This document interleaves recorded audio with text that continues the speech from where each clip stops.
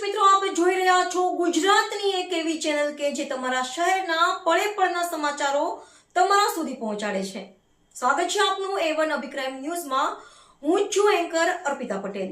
કચ્છના ગાંધીધામમાં ગાયત્રી મંદિર પાછળ જાહેરમાં મેડિકલ કચરો ફેંકાતા ગૌમાતાએ ઝેરી દવાઓ ખાઈ લીધી હોવાનો આક્ષેપ. ગૌરક્ષકોમાં ભારે આક્રોશ.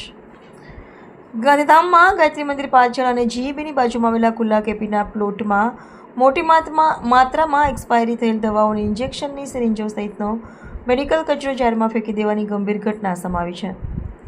ગૌરક્ષક દિલીપ ચૌધરી અંગેની માહિતી મળતા સમગ્ર મામલો પ્રકાશમાં આવ્યો હતો. આ ઘોર બેદરકારીના કારણે ત્યાં ફરતી ગૌમાતાઓએ આ ઝેરી દવાઓ ખાઈ લીધી હોવાનો આક્ષેપ છે. આ પ્લોટમાં પડેલા જોખમી કચરાથી પશુઓ અને આસપાસના લોકોના આરોગ્ય સામે ગંભીર જોખમ ઊભું થયું છે. સ્થાનિકો દ્વારા મહાનગરપાલિકા અને આરોગ્ય વિભાગ પાસે જવાબદારો સામે કાયદેસરની કડક કાર્યવાહી કરવાની અને કચરાનો તાત્કાલિક નિકાલ કરવાની માંગ કરાઈ છે. રિપોર્ટર ભરત ઠાકોર, કચ્છ.